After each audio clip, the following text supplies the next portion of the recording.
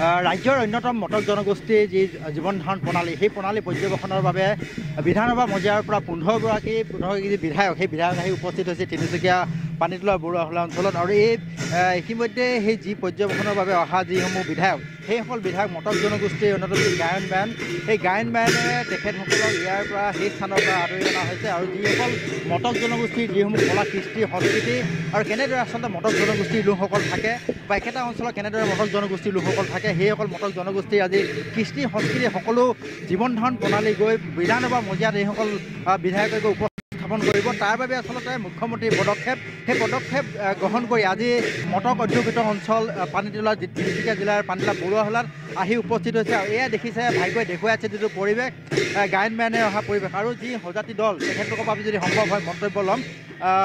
যিহেতু আজি দিনটো মটক জনগোষ্ঠীৰ যিসমূহ সংস্কৃতি আপোনালোকে পৰ্যবেক্ষণৰ আহিছে কেনেদৰে আচলতে প্ৰথমতে আপোনালোকক আগুৱাই আনিছে গায়ন বায়নে এই ক্ষেত্ৰত কি ক'ব এই স্থানৰ পৰা? এটা সুন্দৰ পৰিৱেশ অসমীয়া ভাষা সংস্কৃতি সকলোকে লৈ আজি আমি নামনিৰ বিধায়ক উজনিলৈ আহিছোঁ আপোনালোকৰ এই অঞ্চলৰ ভাষা সংস্কৃতি শিকিবলৈ। আমাৰ যেনেকৈ গুৰুজনা ইয়াতো আপোনালোকে মৰাণ মটনসকলৰ মটন জনগোষ্ঠীসকলে ইয়াত তেওঁলোকৰ পদ্ধতিৰে পূজা মণ্ডপ আৰম্ভ কৰিছে। গায়নসকলে আমাক সন্মানপূৰ্বকভাৱে লৈ আহিছে। আমি জানিবলৈ আহিছোঁ আপোনালোকে কি পৰিৱেশত থাকে ইয়াৰ জনবসতি ইয়াৰ ভাষা সংস্কৃতি সকলো আমাৰ এটা জনাৰ ইচ্ছাৰে মাননীয় মুখ্যমন্ত্ৰী মহোদয়ে আমাক ইয়াত পঠিয়াইছে। আশা কৰিছোঁ যে আমাৰ উজনিৰ যি সংস্কৃতি নামনিলৈ যাব, নাঙনিৰ সংস্কৃতি উজনিলৈ আহিব। চাওঁ দেখা যাওক। ধন্যবাদ জ্ঞাপন উপস্থাপন কৰিব লাগিব বিষয়বোৰ কি ক'ব আচলতে কেনেধৰণে উপস্থাপন কৰিম বুলি ভাবে? নাই শুনক, আমাৰ অসমখন বিভিন্ন জাতি জনগোষ্ঠী এটা মিলন ভূমি। গতিকে আজি উজনিৰ বিধায়ক নামনিৰ উজনি, গতিকে আমি এই অসমৰ ভাষা সংস্কৃতি মানুহৰ জীৱন ধাৰণৰ প্ৰণালী এইবিলাক অধ্যয়ন কৰিবলৈ আহিছোঁ। গতিকে এই গোটেই কথাখিনি আমি বিধানসভাত উত্থাপন কৰিম। আমাৰ অধ্যক্ষ মহোদয়কো আমি অৱগত কৰিম, মুখ্যমন্ত্ৰী ডাঙৰীয়াকো অৱগত কৰিম। আৰু আমি ভাবোঁ যে এনেকেই আমাৰ অসমৰ বিভিন্ন জাতি জনগোষ্ঠী ভাষা ভাষীৰ মানুহৰ মাজত যেনেকৈ এটা মিলা প্ৰীতিৰে হৈ আমি এখন সমৃদ্ধিশালী অসম কেনেকৈ গঢ়িব পাৰিম তাৰে এটা প্ৰয়াস সেইটো। সংস্কৃতি এটা যদি অধিক কটকটীয়া হ'ব চমুকৈ আপোনাৰ পৰা জানিব। চাওক, আমাৰ অসমৰ মাননীয় মুখ্যমন্ত্ৰী ডাঙৰীয়াই আমাৰ যোৱা বাজেট অধিৱেশনত আমাক এটা অৰ্ডাৰ দিছিলে যে নামনিৰ MLA সকলে উজনিত যাব লাগে আৰু উজনিৰখিনি নামনিত যায় তেখেতসকলৰ ভাষা সংস্কৃতি জনগাঁথনি সকলোবোৰ চাই চিতি ইয়াতে কেনেকুৱা পৰিৱেশ হৈ আছে, কি হৈ আছে, আমাৰ অসমৰ পৰিস্থিতি কেনেকুৱা হৈ আছে তাক অধ্যয়ন কৰিবলৈ আমাক পঠাইছিলে। আমি যোৱা 26 তাৰিখে আমি উজনি অসম আহি পাইছোঁ। আহি কেনে বিভিন্ন প্ৰান্তত আমি আলোচনা কৰিছোঁ, মত বিনিময় কৰিছোঁ, মানুহখিনিক ভাল পাইছোঁ। যে নহওক আমি এই প্ৰসংগত আমি আমাৰ মুখ্যমন্ত্ৰী ডাঙৰীয়া আৰু অধ্যক্ষ মহোদয়ক এই আপাৰ আছামৰ যিবিলাক সংস্কৃতি ভাষা আছে এইবিলাক আমি তাত জনাই স্থাপন কৰিব নিশ্চিতভাৱে।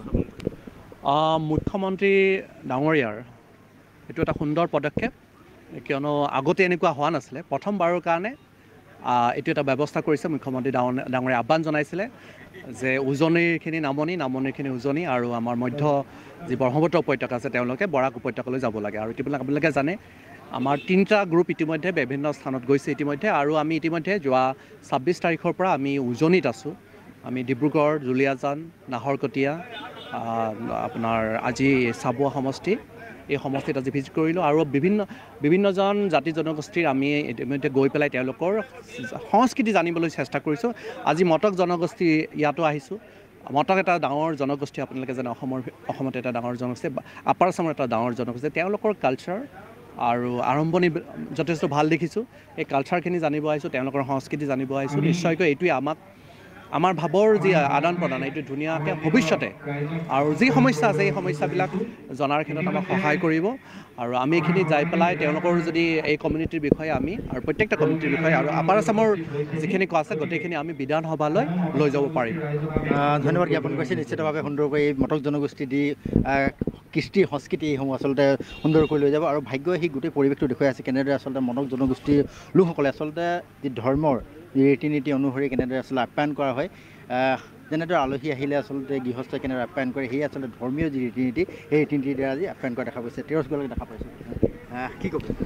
চাওক, অসম হৈছে বিভিন্ন জাতি জনগোষ্ঠী ভাষা ধৰ্ম ৰাইজৰ বসতি ৰাজ্য আৰু মাননীয় মুখ্যমন্ত্ৰী ডক্টৰ হিমন্ত বিশ্ব শৰ্মা ডাঙৰীয়াই বিধানসভাত কৈছিল বিধায়ক এজন কেতিয়াও এটা বিধানসভাৰ হ'ব নোৱাৰে, অসমৰ হ'ব লাগিব, অসমীয়াৰ হ'ব লাগিব।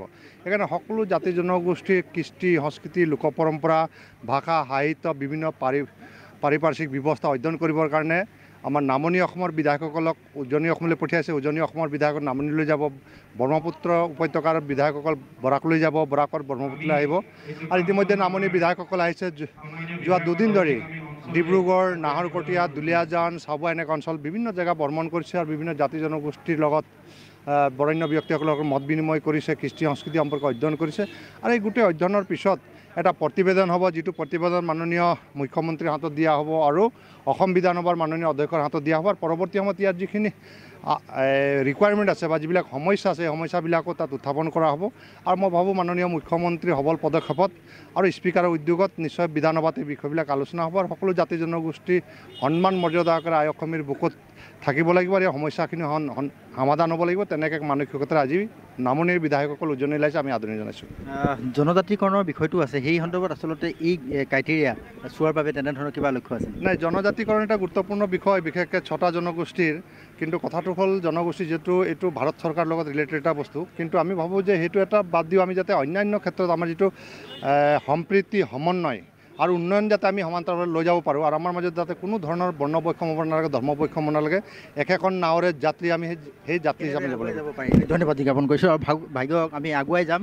মটক জনগোষ্ঠীৰ যিসমূহ কৃষ্টি আৰু সংস্কৃতিৰ যি প্ৰদৰ্শন ইয়াতে কৰিব, আচলতে সেই কৃষ্টি আমি দেখুৱাই যাম কমকৈ। প্ৰথমতেই দেখুৱাবলৈ যত্ন কৰিম আচলতে মটক জনগোষ্ঠীৰ যিসমূহ লোকে আচলতে নিত্য নৈমিত্তিক যিসমূহ সামগ্ৰীৰ প্ৰয়োজন হয়, সেইসমূহ সামগ্ৰী আমি দেখুৱাবলৈ যত্ন কৰিম। আৰু সেইসমূহ পৰ্যবেক্ষণ কৰি থকা এই দৃশ্য আচলতে নামনিৰ যিসকল যিসমূহ বিধায়ক আহিছে, আৰু সেইসকল বিধায়কে এইসমূহ মটক জনগোষ্ঠীয় যিসমূহ সংস্কৃতিৰ লগত সদায় আদান প্ৰদানৰ বা জড়িত হৈ থাকে, জড়িত যিসমূহ সামগ্ৰী, সেইসমূহ সামগ্ৰী ইয়াত আচলতে প্ৰদৰ্শন কৰা দেখা পোৱা গৈছে। এয়া দেখি আছে আপোনালোকে ঝাপি আছে আৰু চেৰেকী, তাঁতৰ সকলো সামগ্ৰী আছে, মাছ ধৰাৰ সামগ্ৰী আছে, জনগোষ্ঠীয়ে কেনেদৰে মাছ ধৰে। আৰু আটাইতকৈ আচলতে গৰু বিহুৰ দিনটোত গৰু ধুৱাবৰ বাবে যেনে চাক ব্যৱহাৰ কৰে, সেই চাকো আচলতে ইয়াত দেখা পোৱা গৈছে।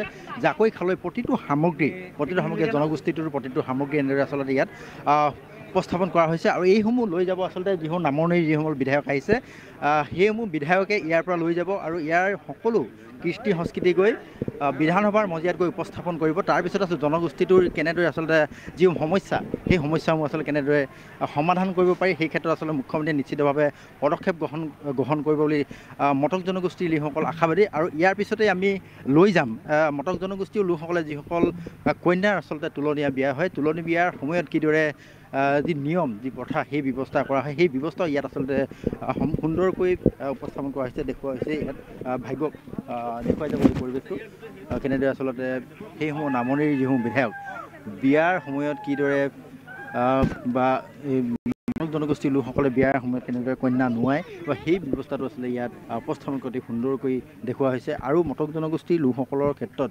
কৃষ্টি সংস্কৃতিৰ ক্ষেত্ৰৰ লগত জড়িত, যি দৈনন্দিন জীৱনৰ লগত যি জড়িত, কৃষ্টিৰ লগত জড়িত, সেইসমূহ আচলতে এনেদৰে উপস্থাপন কৰি এইসমূহ বিধায়কে আজি ইয়াৰ পৰা লৈ যাব সংগ্ৰহ কৰি।